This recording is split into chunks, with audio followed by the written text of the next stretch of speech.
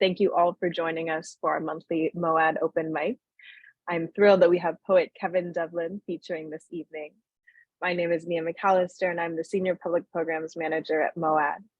MOAD is a contemporary art museum and our mission is to celebrate Black cultures, ignite challenging conversations, and inspire learning through the global lens of the African diaspora.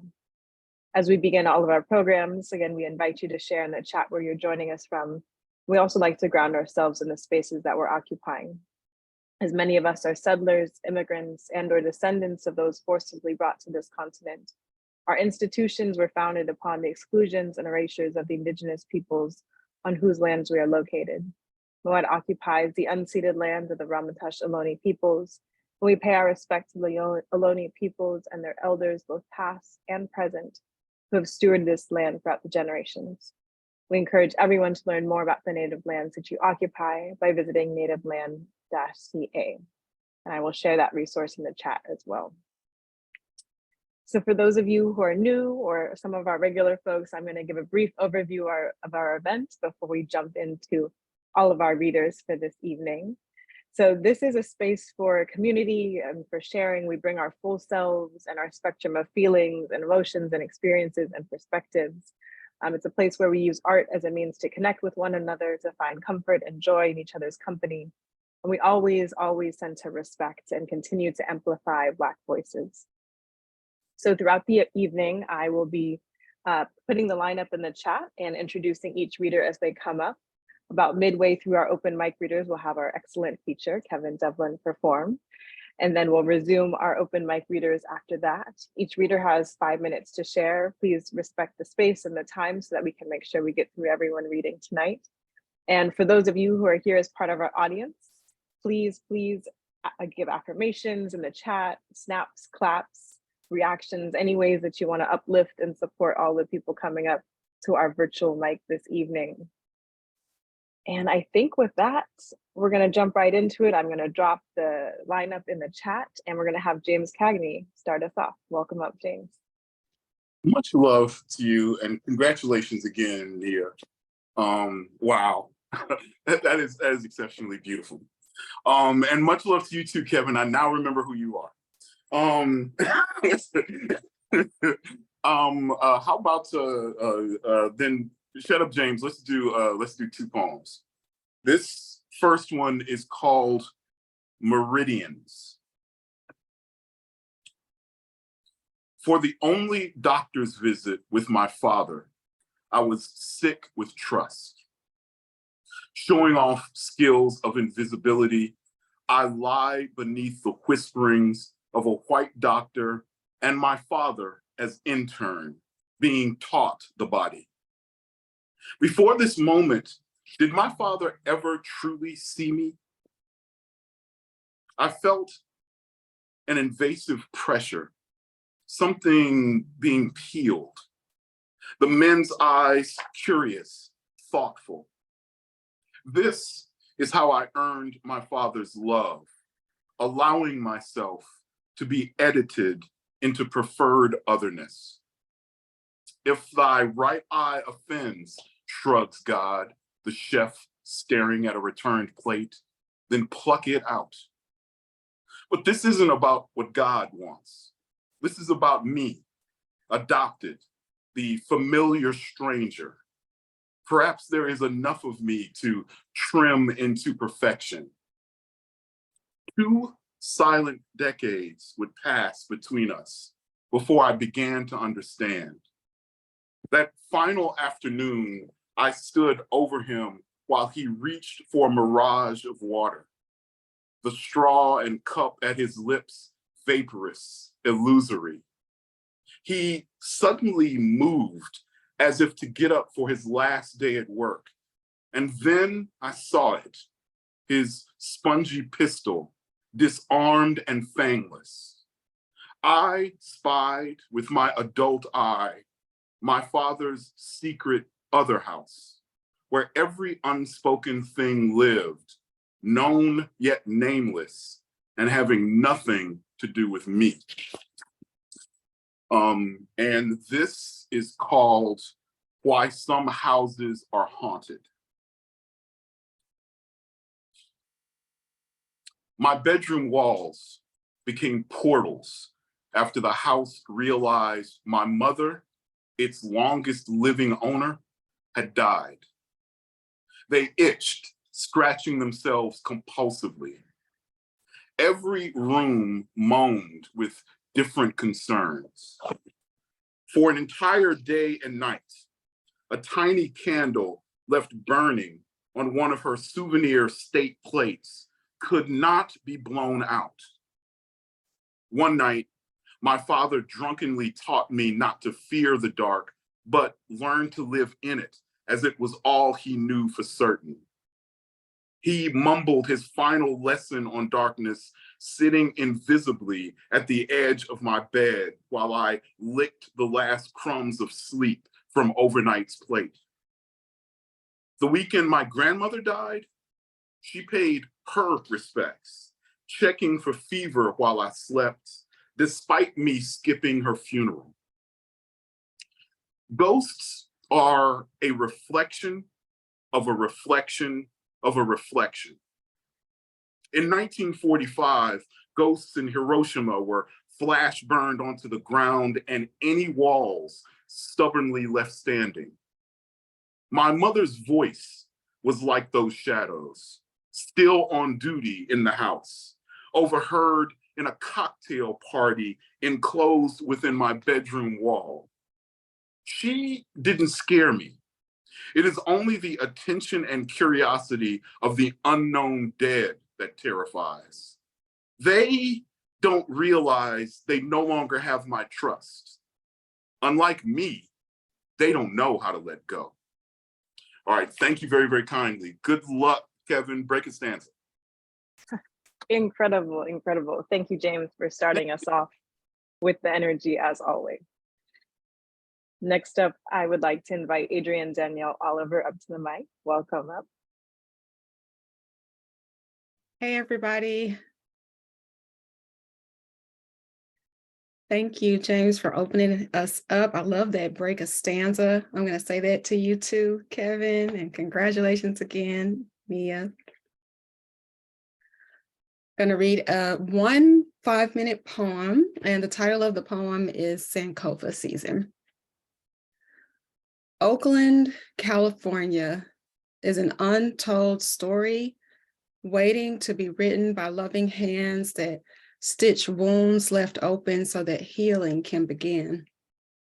From a stomach cut wide open in 1981 by a steel crane scalpel held by the trigger finger of a 1989 assassination, and the absurdity of a 2022 condo built next to the homicide of a tent city, there's a chalk outline of an underbelly, an abandoned couch on East 12th Street. Like Jackhammer, it is now leasing a barbecue with fleas on the tail of a night rat, speeding in the dark underneath the beautiful Lake Merritt lights. Oakland, California is 1968, or a cross-country trip in 2010 with only the clothes on my back and the money from a last-minute yard sale in Mama's driveway. Oakland, California is Filbert Street, a tree in Defremery Park, Marcus Books. Oakland is the storefront now for lease where Coffee with a Beat used to be. Oakland is the sound of drumming in the distance at Grand Lake Farmers Market. Oakland is Black Gold, a story untold about the living activists, Oscar Wright, Joyce Gordon, Wanda Sabir, Zeola Slaughter, and Ayanna Johnson, Patricia Hardy, Jackie Stewart, Charlene Thomas, Alan Goodlow, Dorothy Lee, Warren Williams, Rosie Lee Coleman, James Lacey, Queen Thurston, Tarita McHale, Billy Rayford. Oakland is the people. Oakland is the place. On the other side of our train ticket to from Mound Bayou, Monroe, New Orleans, Louisiana, from Port Arthur, Texas, Clarksdale, Mississippi, Pensacola, Florida, from Cleveland County, Hot Springs, Little Rock, Arkansas. Oakland is West Oakland Station, the platform that welcomed us when we arrived with chicken bones and sundown brown rope in our teeth. Oakland is a hummingbird on a coffee run, looking for Grand Lake Coffee House, settling on Kefir Coffee, Red Bay. Lake Merritt waits for eyes to deposit daydreams about the Black Joy Parade, filled with Black smiles, Black cowboys, drop tops, and hella bass. Somewhere, Mac Dre is in flight from a speaker. It's high road day, and we gonna get you high today, even if just by contact. Oakland is feet on the ground at a bus stop on 35th Avenue. Oakland is Fruitvale BART, a resting place to wait on the train to dream about whatever it is waiting. Somewhere a bumblebee is in flight from Lake Merritt to Sobrante Park, on the way, losing one wing under a highway near 5th and Embarcadero. The bee can barely remember why she's in flight, dizzy from defying gravity to just be. I am returning to Oakland as regenerative ground, the place where I arrived, a harried woman, pieces of my disassembled self and a tree stump on my back, all the way from Arkansas. I am returning to the two toes I left underneath a eucalyptus tree on MacArthur Drive. I am returning to the parts of my ankles buried beneath a lemon tree on Humboldt Avenue, to the legs still strolling down Grand Avenue, to the neck I left singing, to the ears I left dancing at Art and Soul. I am returning to Oakland as the art, as the soul of everything that makes me whole again and again and again this season. Thank you for listening. That's a new piece unpublished. So happy to share it here with Moad reading for Kevin Dublin. Thank you so much. That piece was such a beautiful love letter to Oakland and all of its sides and shades and experiences. So thank you, and congratulations on that new piece. How exciting. Next up, I would like to invite Dior Stevens up to the mic. Welcome. Thank you, Nia, and thanks, Moad, and congratulations to Kevin and so many friendly and wonderful faces that I see here. All right, I got about 4 pieces for y'all, little short pieces. This first one is an excerpt from my book. Shout out to Kevin for sending me a really beautiful message this week. Cruel, really appreciate that love. Really brightened my week, I needed it. So here's a bit of the first poem from the book, a long form poem, Once Again. Once again, reminded I am not enough, rough snout stuffed full of pretty wisdoms, no outside luster be. Once again, reminded how a smooth 7 ain't never gonna be no tantalizing 10. Once again, inferior to Greek statuesque bodies captured in grams untethered, sickle cellular devices. Once again, flying over occupied lands on a white man's snowy dime. Once again, flashes of tens of putty bodies. Once again, self-destruct, self-sabotage, self-low, deeper than rivers of flyover envy. Once again, reminded I nothing, reminded I ching, reminded I worth the worth of half a feeble man or a quarter of one sparkling Black boy. Once again, I expose you, exposed, we all exposed, just below the borderline. Once again, shit goes left, left, left, plight, left, left. Once again, feminine nails, masculine chin strap, feminine digits, masculine eyes, masculine maudlin, feminine chainsaw, masculine born again, feminine. And that's one from the book. That's for Kevin. I have a few newer pieces I'm excited to read. This first one is called Dim Lit Refrain. I couldn't give the light of me, so I unfolded bones till they popped a symphony's will, adhered to the commands of have and have not, split my tongue into 5 tendrils, learned how to walk and coo and lull and lick and savor and jab politely, had to yield to the least appreciative recipient. On holidays, I sharpen my nails to deface the monument of me. In the end, those mama's back-cracked pavements lined histories into the epidermis, and these bones don't sing anymore. This is another one. This is sometimes too.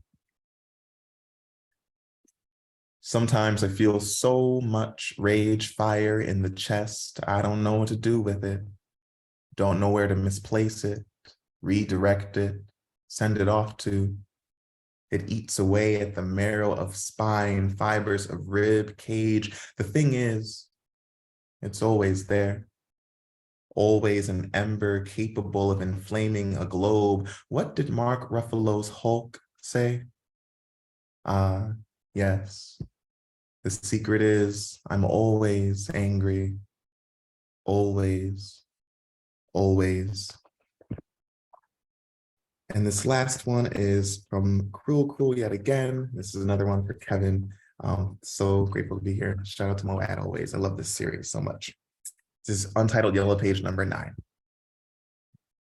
Fly by brandy, mixed calluses, asking for a highball, just chatting politics, just listening to white cries on black parades, just lifting lug leg dumbbells around my Jim Crow ankles, just sliding, just assembling roses for the next funeral I won't be able to attend, just when you feel the need for heart palpitations, just step outside. Just enhancing my melanin, just wondering where God drinks, just having another and other off day. Just breathing in dragon, steaming out snow, just slow breaths. Poet of the current, how do you swim? We don't. Just brothers I'll never meet, just brothers trying to see sunrise, just clouds, just rampage, just liberation looting, just fucking turn off the TV, just silence, respite for us, just silence. You, where is your just voice? Thank y'all so much. Shout out to Kevin. Congratulations again. Incredible. Thank you for all of those poems, and just the cadence that you read in across all of them was really, really beautiful. So thank you. Next up, I would like to invite MK Chavez up to the mic. Welcome. Hi, it's nice to see you, Nia, and so many wonderful faces. And I'm so excited to hear Kevin read tonight. So I have I brought some horror poems because Kevin and I talk a lot about horror. And they're about horror films, but there are no spoilers. Digests of the Bear in Midsummer.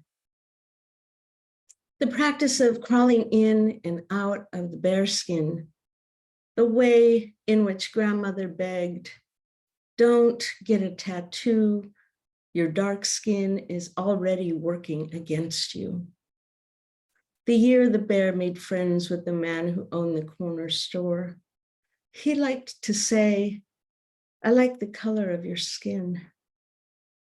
The bear found reasons to visit the store, cigarettes for father, Jolly Rancher candies to stain the tongue, and occasional milk.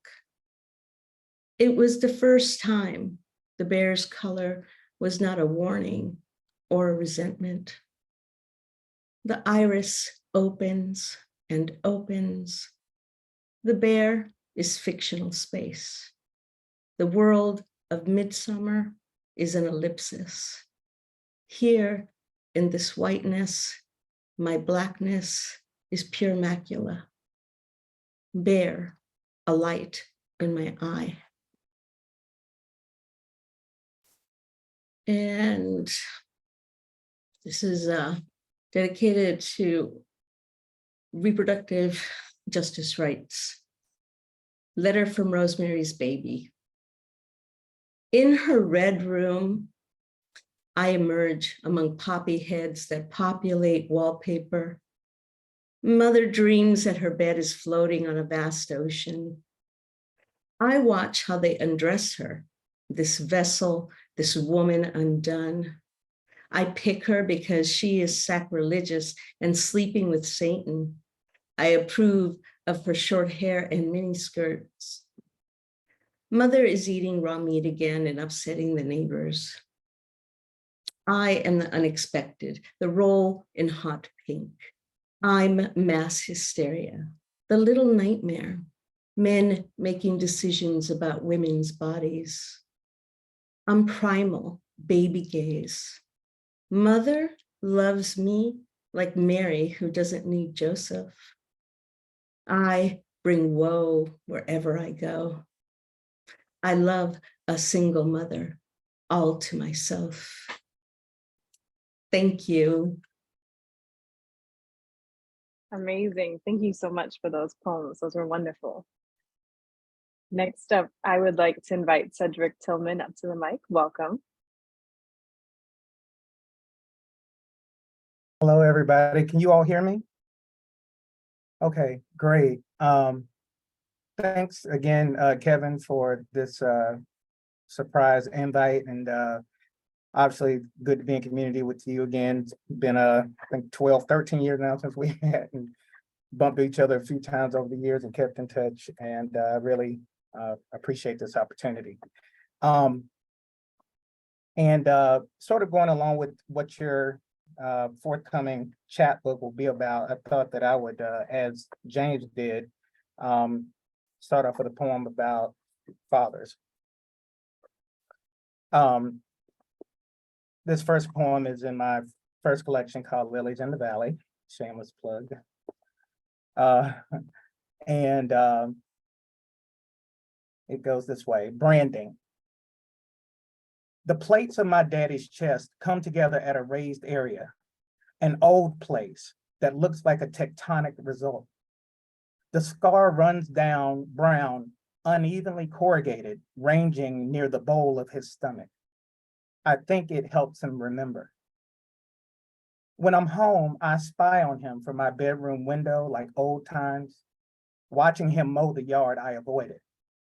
Just now, he pauses to wipe his brow in the heat, casually looking around as if he heard something interesting, and rubs his chest, tracing himself along the straight edge, searching like somewhere there is a switch that will open it all up again. When he comes in, I ask if it still hurts, and he says he hasn't felt that pain in years. Quickly, I circle him on my tiptoes, removing random shards of grass from his fro. He pours a glass of his favorite tropical punch Kool-Aid I made and complains it's not sweet enough, makes that loud noise to prove he's drained the glass. Then he laughs, ruffles my naps like I'm much younger, and says, "Stay out them blinds, boy. Your mama gonna kill you." So the second poem is called The Cousin of Death. And there's an allusion to Duke Power, which is a power company over here in North Carolina. Kevin knows about. So this, again, is The Cousin of Death after Sandy Hook.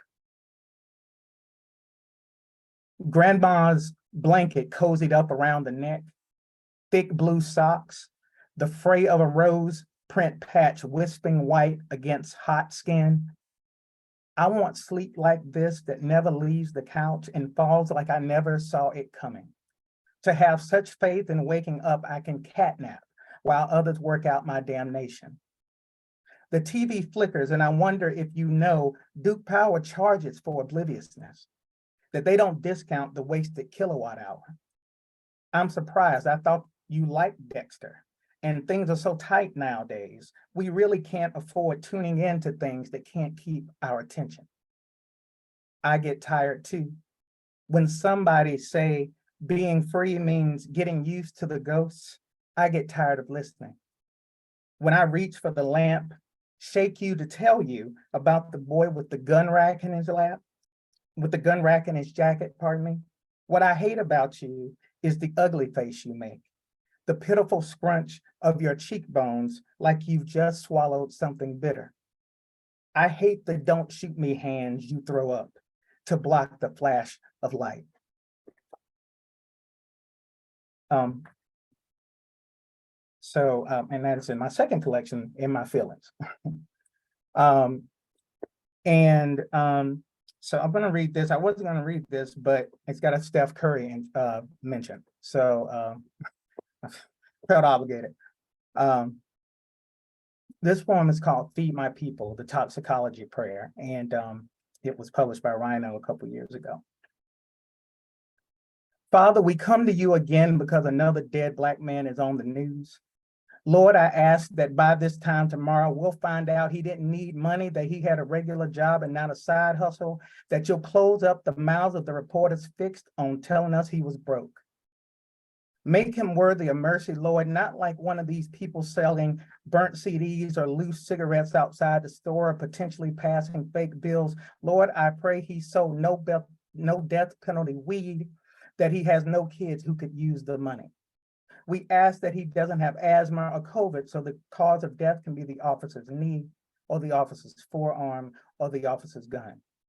Lord, we ask that there be no PCP or TCP or THC in his blood. Lord, we bind TCB because we know anyone who put that in their head tends to end up being a threat. May no mention of Chicago without a mention of the Great Migration and redlining and contract housing formed against him prosper. Lord, I pray he wasn't too dark since it was nighttime. I pray he lighted Steph Curry. I pray he followed the president on Twitter and played some kind of ball in college or high school. Make it so, Father, you know what they like. I pray the truth saves the money, that their lies are expensive. Lord, I pray Breonna didn't have a drink before bed, lest they say it made her too sluggish to dodge bullets. They'll say, but for the alcohol, she'd have answered the door, that any substance that can muffle telepathy could lead to muted magic. Lord, I pray that if she was on lisinopril or statins or birth control, that she missed a couple days. Make her clean in their sight. In his mugshot, may her boyfriend pass for someone the NRA deems worthy of the right to defend a home. May his piss test come back positive for living waters. Oh Lord, wash us white enough to be mourned. Suffer us the coping mechanisms, for you know how they absolve themselves. If there are traces of escape in our blood, they will say we. Thank you. Wow, those poems were absolutely incredible. And that ending line, thank you for sharing. Thank you, Kevin. Next up, I would like to invite Denise Maisel up to the mic. Welcome. Hi, everyone. Can y'all hear me good? Oh, perfect. First off, I want to say thank you, Kevin, for letting me know about this, and love MOAD. I'm so happy to be here and hear all y'all's great poems and to see the South representing today. I hear y'all. I'll read two poems for you guys. This first one is called Everywhere is Home and Nowhere is Home. The immigrant experience means everywhere is home and nowhere is home. America is not my home. I feel this deep in my bones. This land was not made for me or tended by my people, a role that I happily and dutifully take on in honor of those who have sacrificed. But this system is not set up for me to succeed. It is against all odds that I do. I've had so few and far experience with my family homelands that they don't even feel like home. My loved ones barely feel like a drop of my own blood.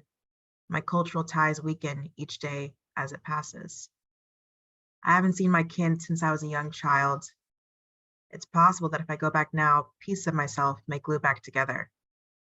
It's also possible that if I go back now to the lands where my ancestral bodies lie and my cultural roots originated, I will feel even more ostracized, able to see clearly how different how privileged my American life is from their lives, producing a twisted emotional cocktail of guilt, shame, conflicted gratitude for my growing up and living in America and not in the countries my family's fled from. Everywhere is home and nowhere is home. I am American and I'm Caribbean. I am Black and I am Latina. I am strong-willed and I'm soft-hearted. Since I am this mixture, tiny incomplete pieces of everything, in wholeness, am I nothing distinct at all? Thank you. And the second one is called, so I put two poems together. I actually just wrote this one this past couple of days during the Taurus new moon. So this is called April Showers / Taurus new moon. My windows are always open when it rains. I embrace the air's thickness. Let the moisture suffocate me. Each drop that hits the ground reminds me that this earth is alive, reminds me that I am alive. My tears merge with that of the sky. I cry into the mountains, water bush with pain tears.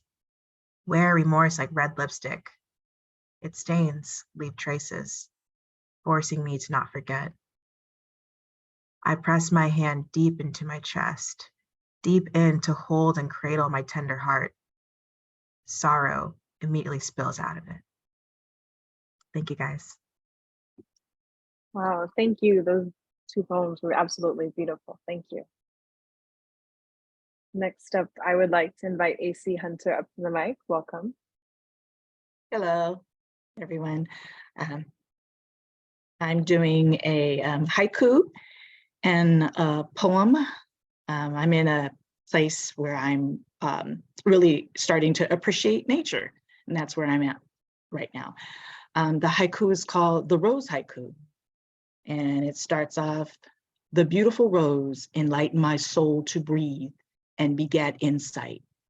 The poem is called Feelings at the Rose Garden. How blessed I am to be enabled to see the beautiful, radiant colors of all the roses as they bloom in June. How does one proceed to describe this ornate vision of beauty? How the colors make me feel alive, make me praise God's third day. The waterfall's echoing sound, whispering to follow its lead through the promenade of plant art, with its slanted stream gently pouring over and over, guiding me down the path. The circular garden with steps that lead to a wall of roses, each branch showing off its own rose, almost ostentatious, all colors vibrant to behold. The yellow rose flirted, slightly pushed by a gentle breeze, its petals stretched out strong and boldly. One glance, and its beauty became my priority. Two pink roses in full bloom stretched beneath the sun, perfectly lit as a spotlight, like it was being featured as a stage performance, and I was amused. One perfectly pink and the other looked as if its tips had been dipped in foil. I marveled at their ambitious open bulbs. A creamy white rose stood alone, centered, waving desperately for my attention, revealing its petals one by one. I rushed to get a closer glimpse of it. The petals open in slow motion, luring me with their scent into hypnosis, desiring all my attention, granting me access to tranquility, while my peripheral vision intercepted a sea of orange roses dancing vigorously. The color was so vivid and like electric pulses, excitement rushed through me. The lavender rose was subtle. As it humbly bowed its petals to the sun, regal it exposed. Beneath the long archway danced another procession of roses moving to the hymn of the hummingbirds. Then I saw in the spirit that all the colors were energy. Then I froze. And like a curtain opening for a grand performance, there it stood, the creme of the crop, the regal red rose. It was intense, so stunning that it appeared like velvet. Its scent was so loud, as its fragrance reeked, I could almost taste its decadence. standing so proudly bunched in fours like a bride's bouquet, its lustrous color more intense of them all. I was so captivated, I could not find a flaw. My spirit was fully lit and my senses were all sharpened. I'm really feeling this rose garden. Thank you.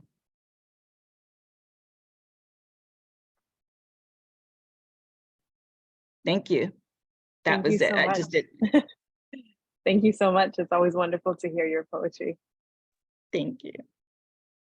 Next up, I would like to invite Yerba Johnson up to the mic. Welcome, Yerba. Thank you, Nia. I am delighted to be here. I'm very happy and excited to hear Kevin Dublin read tonight, and I am amazed. All the poets have been so fantastic. So that's it. As usual, I have 3 short poems, and as usual, I have a little music before and after.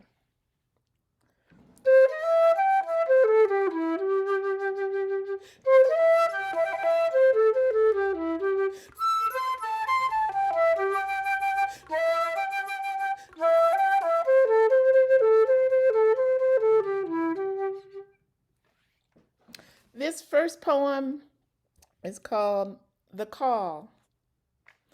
Opened eyes means there's so much to see.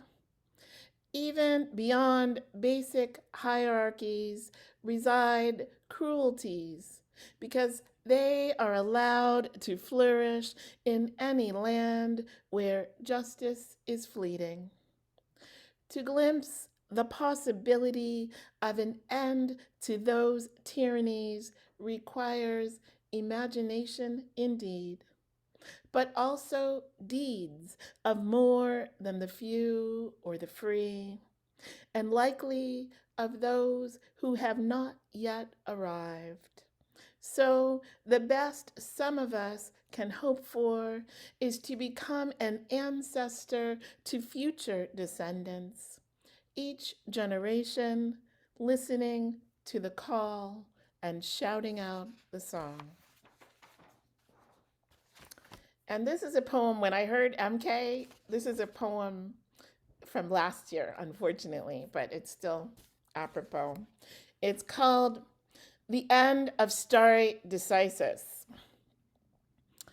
What really concerns me about the Supreme Court's overruling precedent is the originalist reasoning of some of the justices, which, followed to its logical conclusions, might mean someday people like me would again be considered only 3/5 of a person.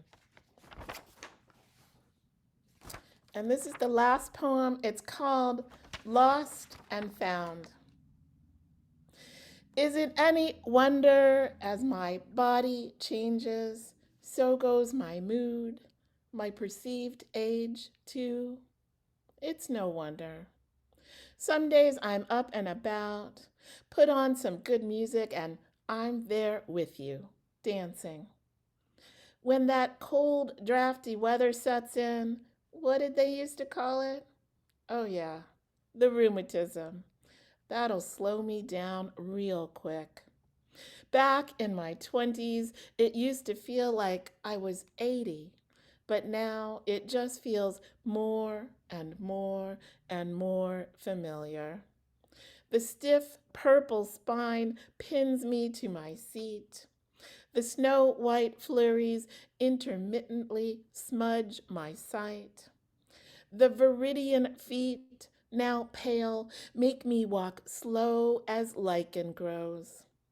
When I'm so tired, every idea has scattered, I face not quite the blank page, but those empty, infinite highways edged in faint blue. Nothing but yonder. I wonder as my finger grasps the firm, smooth barrel of my pen and beseechingly strokes the velvet vellum, but finds nothing. Do my lost poems go to that place we all came from before birth? Is it the same abyss we'll return after we die? Stay right there. You might fall. I'll just lean over, reach in, and get one poem. Look, look, here it is.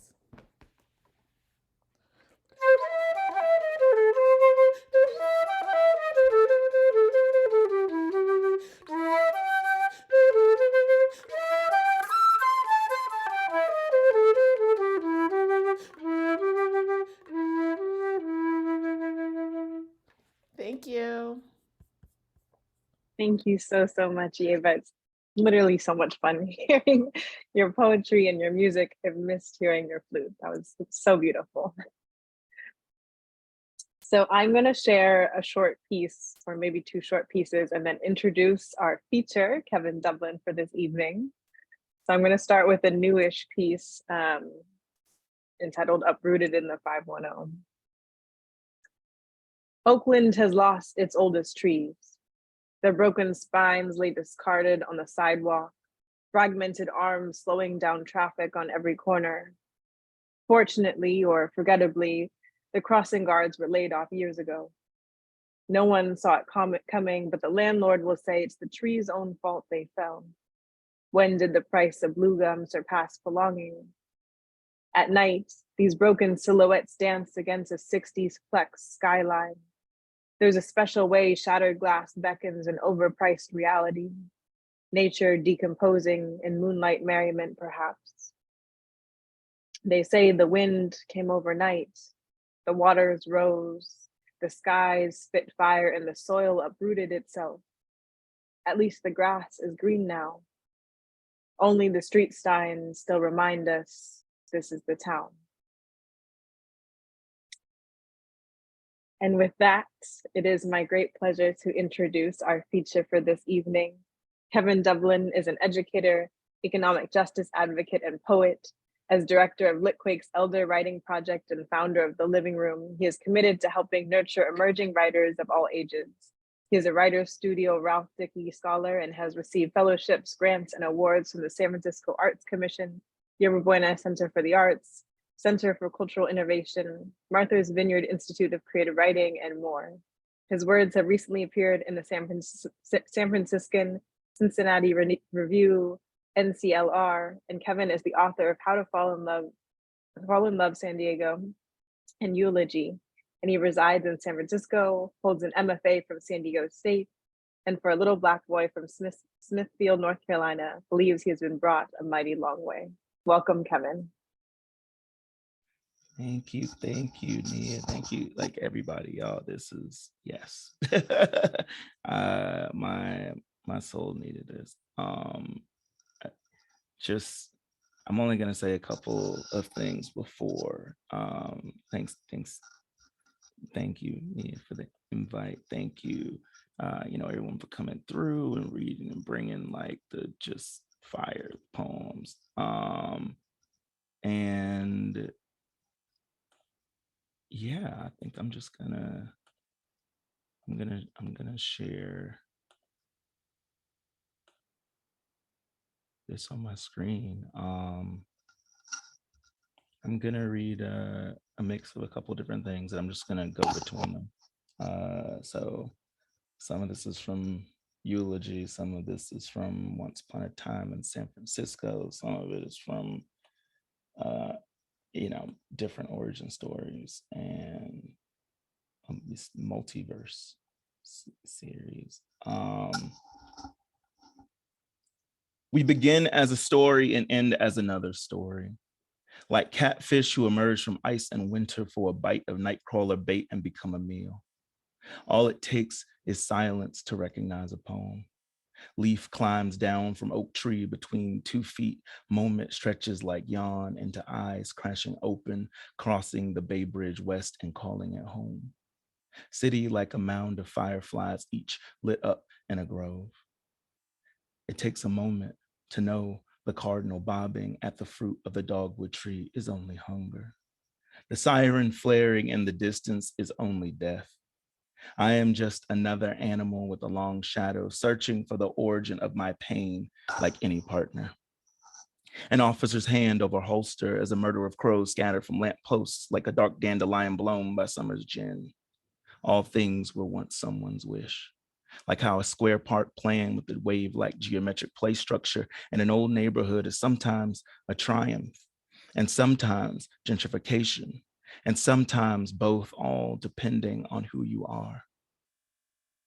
Winter raindrops lose themselves in a large puddle again and again. Midnight, open mouth toward the stars, whiskey flasks emptied in moonlight. Into an origin story as exit wound. I tell this story now because when the time comes, I must be ready to kill or die. Because you must be ready to die or kill. Can you measure your life in units of murder? I remember humidity's rub against the porch screen, how armpits at 13 sweat on a summer midnight. Across the street, a cousin's shadow staggers like a samba, arm around the belly as if he was dancing with his own dance partner. Hum of street lamp light innocent until it falls across blood. I heard he knew not to test a straight shooter aiming a pistol. I remember driving a white Honda Civic with student driver written on the back, waiting to turn at a red stoplight from 301 onto 301 from Bookadea Road. I'm 15. Coach Spraggins beside me reminded me to keep your hands on the wheel now, keep your eyes on the road. As a cloud steps away from the sun, shimmers worn across the veins of honeybee crawling against my left hand as stoplight flashes the green. She stings me before I even shake my elbow to shoo her away. I pain. I almost cuss. Forget how soft survival is, how warm. I watch the fall of her sad and aware corpse. I remember that all bees share an ancestor who was a carnivorous wasp. The way most origin stories share a common source. Once everything was one and we were darkness, we were deep. There is a theory that the universe knows this is true. The first images of black holes are all encompassing darkness pulling in a base ring of light. Nothing escapes the drag of event horizon, not small stars, nor moons, maybe even planets absorbed and reduced to heavy black singularity, like a blade tip, no better, a bullet. There is a scientific theory which catches up to other origin stories, how the universe began from a single point, and they call it the Big Bang. You, me, all of our stories, exit wounds spilling the desire to be one again. Another origin. I come from a place where memory slips as easily as fingers across a silk dreadlock head wrap. I come from loblolly pines lining the highway, from the taste of smoke from a backyard barbecue, even when you don't eat meat. I come from train whistles and routine rumble shaking humid bedroom between evening Junebug songs and a radio tuned to Foxy 107, 104. Gray fox, fox squirrel, flying squirrel, white-tailed deer that call this land home. Land green with grasses, with cotton and tobacco fields that ancestors would work, and golden mud that would walk across as much as they would swim in. The Neuse, a river the Nuseoc people once tended. The Neuse, a river my father learned to swim in his youth as much as what he barely escaped. The Neuse, now polluted with decades of hog waste, thousands of nitrogen-sick fish sunbathe along shores. I come from the earth like radical seedlings work to claim March sun and say, this is my light. Have you ever seen a yellow daffodil open up? I come from exodus and bloom, some searching for the difference between to heal and to cure. From a 40-year-old pregnant after another miscarriage, from neurodivergence at beginnings anew, from the kunk of skateboard wheels of a sidewalk cracks on Wilmington nights and afternoons, head bobbing between headlights behind shrubs. I come from the Mars dust tone gleam of a street drummer's skin in the sun, from the pattern in the mother's skirt as she leads her toddler to dance to the beat on Market Street in San Francisco, from the sun greeting somewhere behind fog and Bay Bridge expanse. I come from a nod to every Black man I pass from Brian and Bill in San Francisco to Telegraph Ave and 18th Street at Cafe Van Cleef in Oakland. From a year of pandemic growth untwisted, the locks fit together 10 years, which began with Miss Angie, Oakland's finest loctician, and end and hands that first braided in Senegal. I come from laughter and long embrace from aunties, from the rustle of a few dollars from a suit pocket until a collection plate as you brought me from a mighty long way, tenderly escapes mouths of the alto section of choir. From look to your neighbor and say, neighbor, I said, I want you to say neighbor. He brought me from a mighty long way. Remember, large worries can be made small with a mouth. Large worries made small in Sunday's mouth. Lord, please don't let me end up a mural on Beale Street. This is my love story. A love story in a style of attempted murder. Whenever I listen to Tupac, I remember the hearts of men who I want to stop beating. Not from gunshot or stab wounds to the gut enough to steep a whole room's carpet red, nor from the ripple of nuclear explosion or strangulation. I want these hearts of enemies to stop beating like distant sparrow song, which ends because they've lost a scrap and lost a nest. In 1960, my father meets my mother because he fails nearly as many grades as he passes. Because his mother laughed when he asked to attend kindergarten at 8 and sent him back into fields with his uncle and his cousins. A peanut butter sandwich filled stomach and large hands didn't need to learn math. A decade later, my mother, just 14 and still singing Climate Fatter's Lover Question on the other side of my grandma's fence, is called over by a boy just about her age who asks, "Do you like my big brother?" She nods and knows not the knots to come, tied in marriage to my father for 35 years and 9 kids throughout, knocks across the head early in times in anger, stomach in anguish, wondering not whether they'll make it, but how God gave her the strength to withstand it and withstand his cheating, when all she does is love him, cook, clean, read, shop, sew, mend, play Pacino, raise children, and pray. He loves her. He changes and loves her, and he changes. He changes and loves her with all his heart and every excuse until the night she dies. The only night I see my father cry like it is an art. When he loses her, all he does is smoke, croon, shave, gamble, stroke, nightmare, and worry they are apart.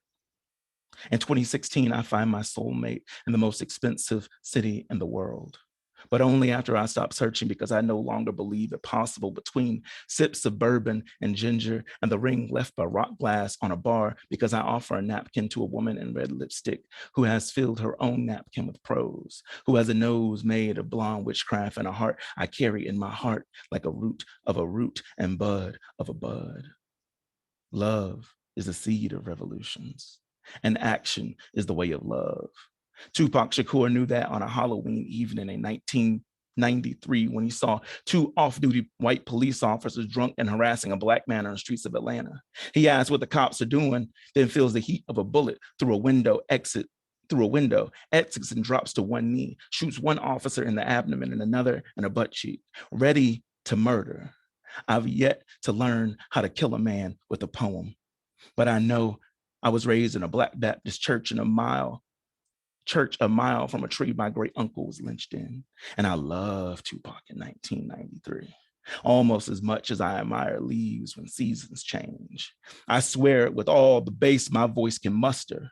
I know the weight of taking the Lord's name in vain, but I don't care if you're a goddamn Democrat or a goddamn Republican. If you don't believe there must be a radical redistribution of wealth and power, and you don't take action for the liberation of all people, then even if I love you, you are an enemy and you carry a heart I want to stop beating.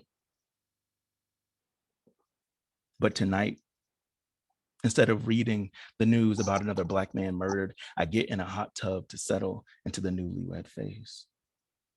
Whole lunar cycle at once, our kisses, birch branches and the wind, stars upon earth, leaves leaving to become heap of shadows at night.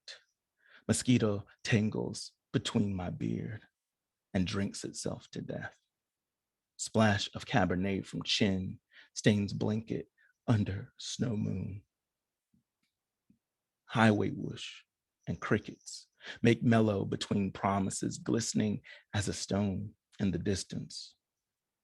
I could die tonight, and it wouldn't matter whether I'd been murdered by some function of the American system.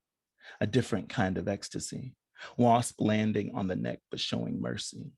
Your lips, your thighs, my hand, the simple agony of being unable to reach your soul.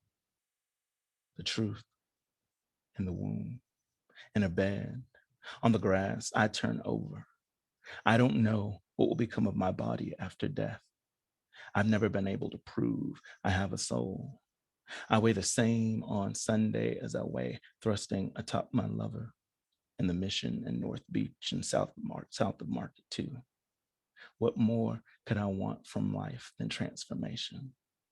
One patient breath in, another patient breath out, to be the dust kicked up by sneakers, a puff of smoke in Mission Dolores Park exhale, I am nothing except my mother's love and will made flesh, silent, recognizing a poem, survival, just another kind of sunrise. What is this Thursday evening but a full drink of water?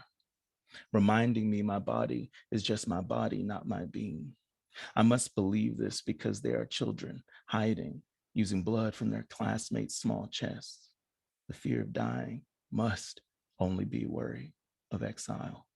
This patch of grass, once a wish skipped across a river, whose skinny mouth emptied into the bay.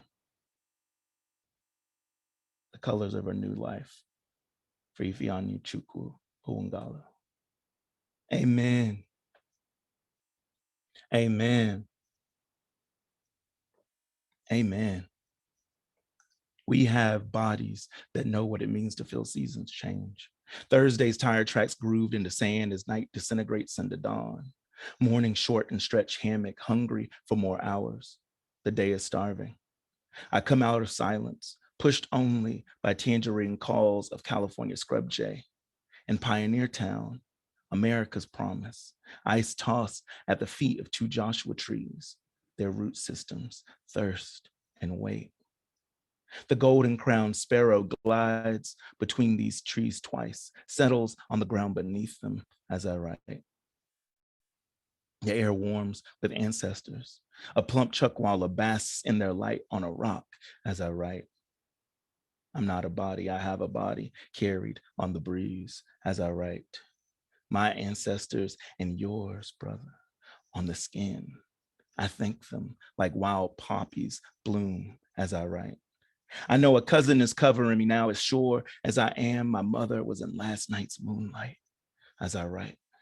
A man I have never met toasts my sideburns and I turn my cheek towards trunk of a tree as I write. I remember a laugh with a woman from Ghana, branches greet spider's web in the wind as I write. A woman your close kin who loves you deeply glimmers in the heat haze as I write. The fear of death is only another worry of exile as I write. Someone brings first sweat to my scalp and cools me down, balmy allowance like the reptiles as I write. The truth, people living in the street isn't a democracy as I write. No one dies from lack of health care. Afros all picked out freely, but no picks as I write. My father, a sparrow's talons wrap around leaves of yucca plant to hold steady and sing upwards as I write. Survival, still a kind of sunrise. Childhood, a faith we outgrow as I write. Clear as the air I breathe, curved wings of vox's swift flock all upturn as I write. Forever and ever, Ashe. Each day I move toward some climax and have faith in an ending. This day, another day gaslit by a nation. This ending, a mouse finishes gnawing off its own leg to exit a glue trap. Blood slick smears linoleum, thin pulp trail like a memory. Lover, we're lying on our backs in bed, and when no other parts of our bodies touch, don't mind my foot hooking around your ankle. I'm grounding to fetch silence beneath cacophony. Scratch of ocean waves against beach from white noise machine as breezes sneak through window weathering tape. I love isolating it. You're breathing, the long and heavy inhale, exhale, which never seems to end. Tides tied to another inhale. Each night, distant honks drown out by hum of lamps dropping street light. Incandescent buzz from becomes Embarcadero on-ramp whoosh. A Honda Civic's push into wind, exiting the drift from behind a semi-truck, turns into the waves of my sleep playlist on low. Finally, I can focus on your heartbeat. With each faint thump, I know my heart pumps more slowly. Muscles unflex from their work and loosen. It's like the brain does a plank above the body, starts arranging the day and traces memory. The surface of my gums raised from heavy flossing. Location of a clothing receipt misplaced in that space as I remember the photo I came across today. My mother's aunt and I in our only photo together. You took it. You met her the way you could never meet my mother, alive. Though cancerous, she smiled still. Being alive, she grinned, that curve of upper lip always bent in, ready to say grace. I'm so grateful she taught me to believe I was handsome by simply saying it. Even after that 7th grade fight with busted lip from the bully who kept calling me green and pulling my shirt. Dear auntie, your smile was the same after a well-sung hymn, after some well-worded advice and a rhetorical, huh? How many ways can we grow through the power of repetition? I was listening intently, moved by you like a semi-truck's tires on the highway. Where have you gone? My last memory of you asking if I could visit while you lie in hospice as I exit a BART train in a city 3,000 miles away. Now I'm on the margin of sleep, noticing my partner's foot twitch. I'm breathing more slowly, and my heartbeat matches hers. For the few seconds I'm awake, we keep the same time. I wonder if we all simply move in the same direction. The young white heiress who believes the bay is a meritocracy. Ocean tides rise to become more ocean. The galaxy tumbling through intergalactic way. The universe rotating and expanding. Aunt Sarita closing her eyes for the final time. We can't stop moving, any of us. We have traveled from some universal atoms throughout time and space to end up here in human until we make it to the next place. Thank you.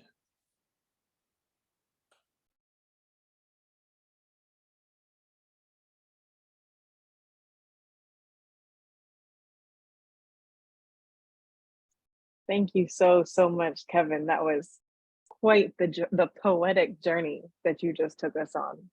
That was incredible, incredible. So major props to you for all of your work that you're doing, your writing, the whole community of folks who've shown out to support you and to read tonight. It really shows a lot. So thank you. And before we transition to our second half of Open Mic Readers, I want to give this space.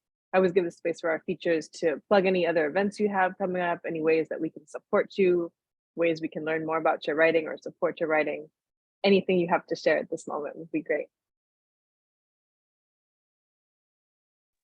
Oh yeah, no, I mean, I'm gonna like pull up a browser tab and put some links in. I'm like, yo, if this, especially this is your first time hearing all these folks and y'all don't know each other, like go get, like I'm telling you, like everyone's reading. I've read their work, seen their work, and I'm just like, yes, support them. Yeah, just amazing. The living room. Fourth Fridays. There's one literally tomorrow. SZA GSF in the Mission, 15 South Van Ness. Yeah, just check the sites. Lots of great stuff happening here. So, yeah, much love.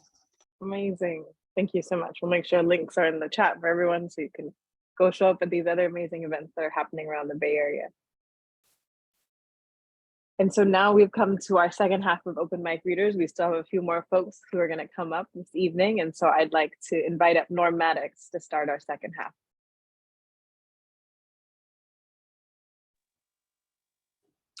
Wow, that was a tremendous blessing of a read, Kevin. Thank you so much. Oh my gosh. And I get to follow you. Here we go. The Pull of Gravity, number 3, after Fernando Pessoa.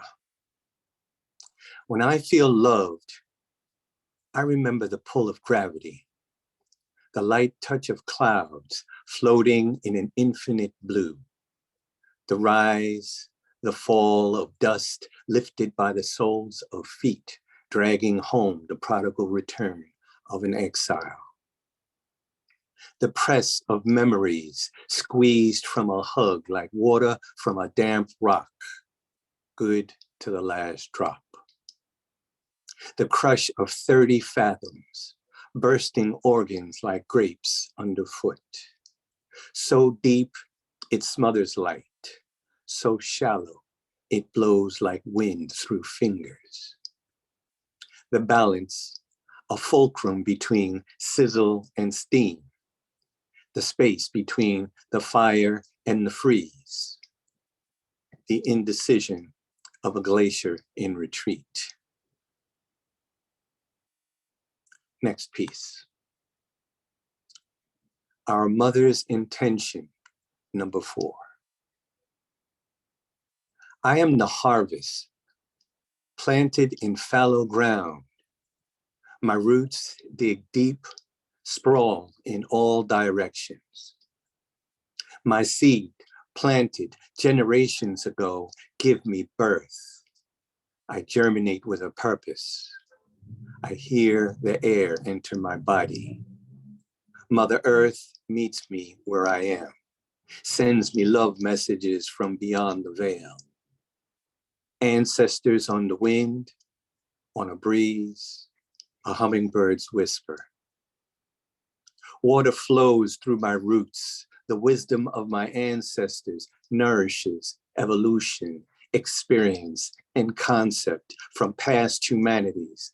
Guide my first steps away from the womb. A still heart resonates, rhythms of earth rumbles. Dreams and hope buried in my genes animate my life with ancient promises. We are composed of the same wind, water, earth, elements that connect us all. Living eternally, we embody the potentials for balance and harmony. A challenge calibrating the chaos without, a silent dance partner, the chaos within. Peace. Incredible. Thank you so much, Norm. As always, we're so lucky to have you zooming in with us. Thank you. Next up, I would like to invite AA Vincent up to the mic. Welcome.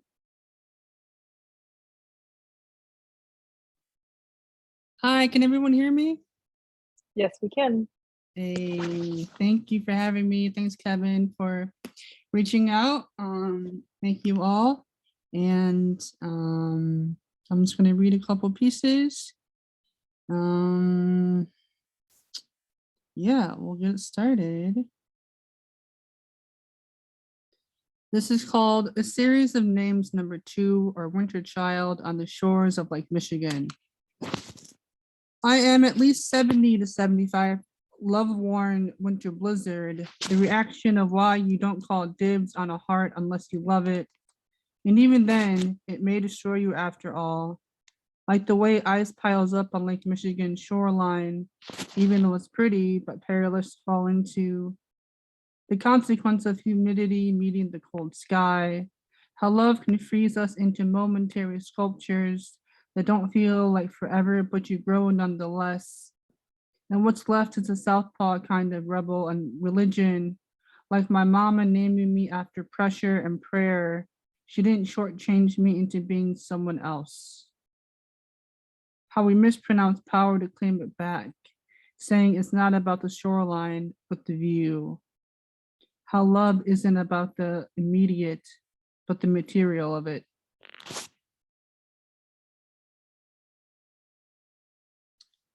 All right, and let's see. This is called A Drink of Day, A Shot of Night. Sip the sun slowly when it becomes burnt orange and sapphire white iced tea, a sweet collection of earthen green to garnish your palate, a mid-thought noon sauna full of warm prayers, stretching moments like muscles and tears, petrichor tapping on a skylight in golden hour, sound set playhouse and choosing the self in motion instead of the one in a look back monument. Screen the day for acoustic clouds of indigo and blues, scents of ginger and honey minutes. The sovereign coin holies through my Carhartt jacket, Its woolen inside turns warm. Sip the moon slowly as it becomes a violet mind night walking, a 3 a.m. shot of adrenaline post-nightmare. You're safe. A mantra of all the days you've loved and have loved you thus far. The razz of engine and endings outside studio windows. You won't be here for too much longer. Time and again for a few good loves who see your eyes. Remember there are oceans underneath our skin. A shield when the streets are lit up with bullets. A few moments of grace for unending lungs. Questions that are blooming against the dark. Give them time to blossom into answers. And I think I have time for one last poem. Cool. This is called A Parade of Trees, and this is for my mom and my uncle. May they rest. A Parade of Trees. Outside a window, the button bush and the Florida maple split their rough hearts wide, season after season. Trainways carry ironwood and parsley hawthorn, grass seeds, northways and back southwards, collecting them one by one to settle in a different kind of peace. A railroad path, a migratory move. On the banks of the Big Black River and Yazoo River, southern magnolias hold up the courage of my grandfather and the dreams he might have been too afraid to plant there. What's in a name when I was called after the pressure of the soil, the deep earth covering my brightness, riverbeds and silt soil anchoring me to endless sky and blood country hills. Grandfather planting other people's dreams, the soil too backbreaking to escape, tethered. How to communicate to the ghost trees, family pictures wrapping each root, the curve of a smile climbing out from under the sentinel trees, carrying the pickin' sky in my skin wherever I go, faded photo memorials to ancestral apparitions visit my name in a parade of trees, echo and immemorial. Adorn the space on my left arm with shortleaf pine, mayhaw, and silver bell. In my dreams, I smell the bend between the rivers, the cradled land. Routes and interstates travel through this piece of memory. An enigma of 1.3 square miles waits for me to return to it. What's in a name when you're named after the ground below your feet and not the sky? A name as singular as the crystal you keep in your front left pocket at all times. An amulet to your mother, Marilyn K. Myers, and her people. Thank you. Oh, thank you so much for all of those pieces, and what a beautiful tribute that last one was. Thank you. Next up, I would like to invite Nana Boateng up to the mic. Welcome, Nana. Hi, everyone. Hi, Kevin. Thanks for inviting me. Cool. This first one is a new one. I'm trying to write poems about teeth. It's called Postcard from Germany. Lick him and see if he's chocolate. Lick him and see if he's chocolate. Lick him and see if he's chocolate. Lick him, lick him, lick him, lick him. Lick him and see if he's chocolate. Lick, lick, lick. Lick and see, lick and see, lick and see him. Lick him and see if he's chocolate. A classmate waves to get my attention during a movie in fourth period German and asks me if I knew I was a nigger, asked me if I could live with being so Black, asked me if I wanted to die. I said yes. My German teacher shushed me. I will read another poem. This one was recently published with The Racket, and it's called A Sky I Didn't Notice Changed, after Abby Cliff. Truth is, I didn't look up. Truth is, when day broke, I was still sleeping, wrestling for morning, Darkness waned into a slurry of clouds and stars tangled together in a snake pit. Truth is, I drifted on my belly, convinced waking before first light would burn holes in gnaw blisters. Truth is, the sky ran away, drunken, a dreamless dance. Sunlight put distance between us, a standstill. This whole dang time, and I tried to figure it out. Truth is, my door remains unlocked. Truth is, I tend to look away. Truth is, clouds fought to bring me here. My maladies ballooned 99 times, gently glazed ribbons curled and tied head to toe, mimicking a nodding ghost jaw, swirling in a grayed out tomorrow. Truth is, the sky went runny on our faces, tender and itchy. Spoonfuls fell on us like goose feathers, covering the rage of a billion hungry eyes. A bright comet on virgin snow. Truth is, I got high. Truth is, I didn't want the day to end. Truth is, I jumped mountain peaks, caught starlight, sang a new song to prepare for my own arrival. Truth is, it never felt like enough. The moon was the brightest when we didn't say goodbye. In a stew of clouds, orcas surfaced gleeful in their terror. Truth is, I rested, threw my hands in the air to shape a sky I didn't know would come again. No, I didn't want the day to end. Cool. Thank you all. Thank you, Nana. Those poems were incredible and love the repetition that you're playing with there. Thank you for sharing. Next up, I would like to invite Jermaine Williams up to the mic. Welcome. Greetings, greetings. So I met the brother Kevin Dublin a good amount of years ago, man, and it's something special about that dude. And so I've always tried at all times, if he asked me anything, I try to make sure I fulfill that. And when he asked me to, come in here and just say something real quick, but mainly just support him, there was no way I would miss this. So, my brother, I'm definitely here. Yeah, so I have a really quick poem, just one poem, nothing major. I entitled it, America, I Bleed. America, I bleed. I was always told you were beautiful, flawless like the highest grade of diamond, like a prize that should be won, or like the most delicious dish for one. But my mouth was left sour, my eyes dry from tears, and my stomach pains of your hate and poison. America, I bleed. I was told to love you, to trust you, to follow you, and to embrace you. I was even told to become you, even at times where I could not understand you. America, I bleed. You see, as a young Black kid, I wanted to be accepted by you. I wanted to be loved by you, embraced by you, but most importantly, I wanted to be celebrated by you. But always you turned your back on me. You left me empty, very empty, always just empty. America, I bleed.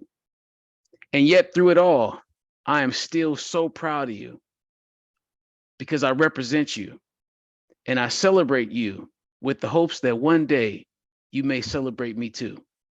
And with the hopes that one day your empty promises will give me confidence and my consciousness will no longer view us as opposites. And that has instead left me feeling so bottomless. That one day your responses will become positive and your inspiration will turn into my motivation to one day get past this descent. And even one day, maybe become the president, but just to change you. America, I need you to be a better you, the greater you, and to be the best you. Racism free and hate free. And then you'll see that these things that you can be, if you also believed in me. But first, you must believe in me as we. America, I believe. And that's it. Thank you. Thank you so much for that powerful piece. And thank you for being here also to support Kevin. Thank you. Next up, I would like to invite Stephanie Welch up to the mic. Welcome. Thank you. Thank you, Nia. Can you hear me okay? Okay, awesome.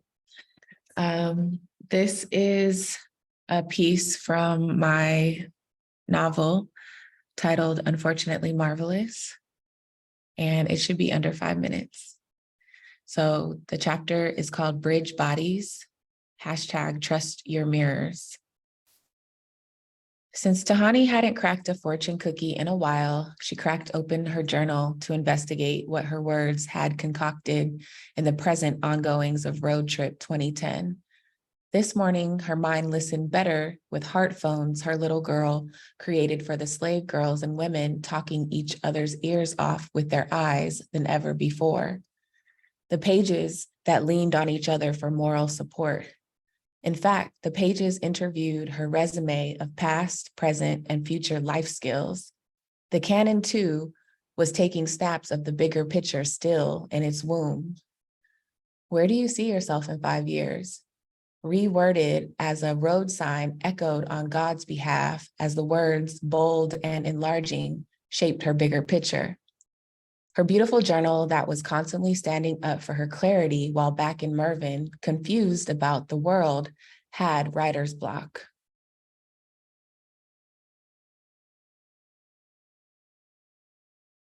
Sorry, 1 second.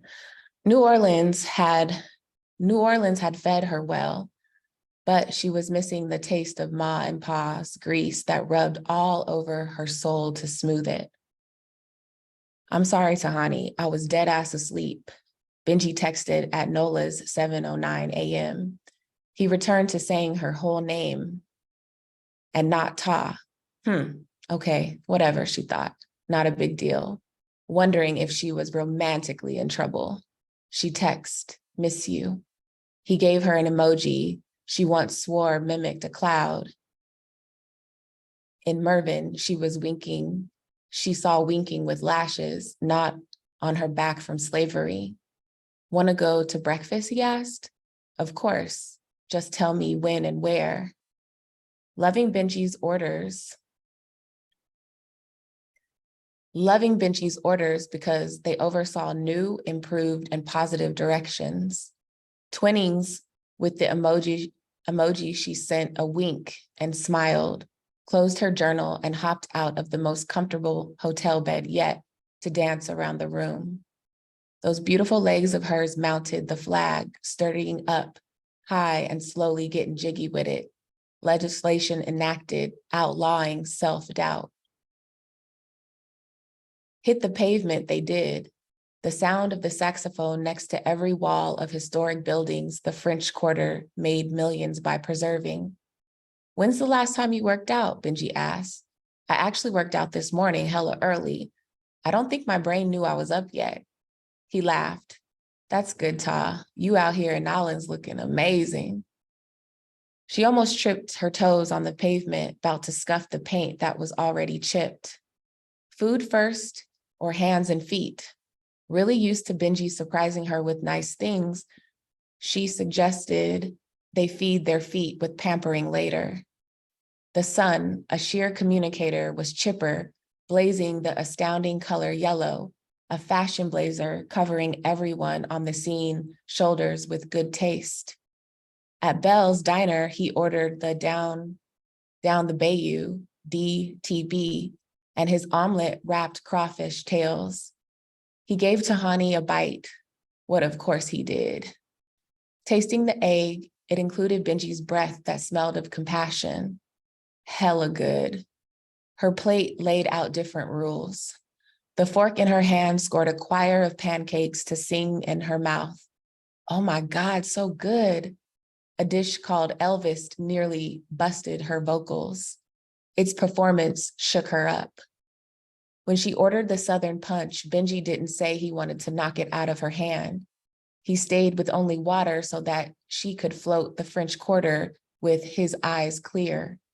Honey was slurring, so good. So good, the toppings of banana, chocolate, and bacon stacked a cushion for her words, dropping on the inside and out. That's what Benji was mostly concerned with now that Marvel was there, Tahani's internal safety. Up until this juncture, he had minimally considered she too had a problem, or potentially have a major one, with alcohol. As she chowed down on the food giving so much Southern comfort, he texted Marvel. They got up out of Bell's to hit the streets again and did not dodge the French market. Ever since she left Mervyn, these places lived so big a coffin could not fit. The sensations were endless, making up for all the years she waited on produce to stock nutrients growing up in Mervyn, with one walk down the aisle of New Orleans shopping market. Thank you. Thank you so much. It's so fun getting to hear different parts of your story, so thank you for sharing. Next up, I would like to invite Jermaine Hughes up to the mic. Welcome.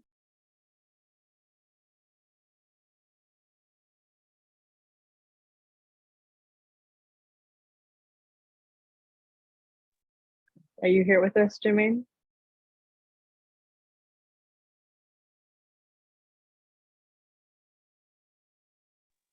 Yes, I am. Sorry about that. Let me put this up here so I can see y'all and not mess up this. Cool. Shoot. Okay, so let me just read a few things, some short ones. Can you guys hear me well? Is that cool? Okay, cool. Okay. This one is entitled We Are. We are artists. We're creative before we were primitive. We're writers before pens, before penitentiaries, before king we dreamed. Entertained before crowns, before crowds. We were nice. We were nice before whites, before guns, before lights, before Bibles, before Christ. We were dancing. Before boats, before ropes. Now we are goat. What's left after you kill a culture? Bodies having to find out why they dance, why they move on new land. Like children without parents, we can't explain who we are. We just are. Presence without past. Letters without authors, without senders, messages in a boat, not a Bible. I'm sorry, not a bottle. Another one I want to read is, we ain't lazy. They called us lazy. I say we were clearly not motivated. How do you expect to be motivated to work when you don't feel respected, when you don't feel cared for, when you feel neglected? How do you expect to motivate prisoners to whom you don't offer freedom? Slaves that you don't offer rest, to whom you don't offer reason to be excited to work. Don't call us lazy. Call us colonized, brutalized, criminalized, demonized, disenfranchised, marginalized. Call us fearful. Call us disempowered, without weapons, without money, without options, alternatives, opportunities. Call us captured. Call us conquered, tricked, trafficked, tragically removed from the land and family and everything they knew. Call yourselves idiotic for believing you can lead people you don't love or listen to or value or build, feed properly, house, elevate, educate, heal. Call yourself stupid for believing you can work people you don't help, push people from whom you steal, encourage people you kill. We're not lazy. Did not bring us here. Did you not bring us here to do what you didn't want to in the first place? We don't mind working. We just mind playing a game we can't win. And one more thing.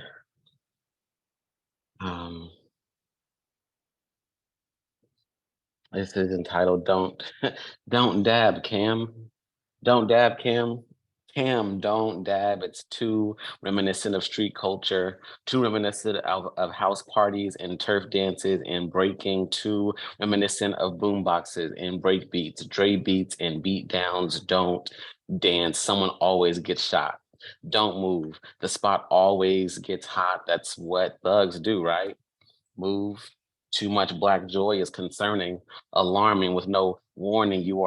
You can draw a weapon and pop. So don't pop, don't lock, don't top rock. They'll call the cops. Don't play music or beat drum. Sounds too familiar to slave boat etiquette, pre-auction block, pre-blue uniform, pre-officer, pre-cop. We talk with this language because ours was outlawed. Culture banned, fed what was left over and slept outdoors, voting registrations that were scams. They told us to shut up, straighten up. What are you congregating for? Break it up, follow the procession, slow, follow directions, go, help my collections grow, and don't forget to act professional. Maybe that's why we loosen up. Our boots and such, sag our pants and move with a limp. Maybe we're just tired of confines, tired of one time trying to run mine, firing guns, blindsiding our sons, sniping our funds, fighting our light, hiding our brightest. They like trying us, huh? I'm writing you this piece to inform the puzzled. When we show no peace, it's why we can't get enough. So if the dance hall music is on, we gon' whine. If the music is super loud, we don't mind. And if the pressure is being applied, we don't whine. We throw on the beats by Dre and go grind. We just want to be free to move again, like once upon a time. Thank you. Thank you so much for sharing those pieces and being our final poet to close us out this evening. We've had you may have not known that, but what a way to end. So thank you. All right. As long as I wasn't after Kevin, we're good. No, that was incredible. And I want to give a big shout out to all of our readers from this evening. This has been such an incredible, full, robust evening of poetry, and shout out again to Kevin for that feature. Incredible as always. And thank you also for dropping everyone's links in the chat throughout. So appreciated that. Everyone, please check out all the wonderful poets who've shared this evening, all the wonderful writers. I just mentioned in the chat box that our next open mic will be on July 20th. We are skipping the month of June, but we're gonna have the incredible Arisa White featuring in July. So please sign up to read again, or maybe you were inspired tonight and you wanna get on the mic.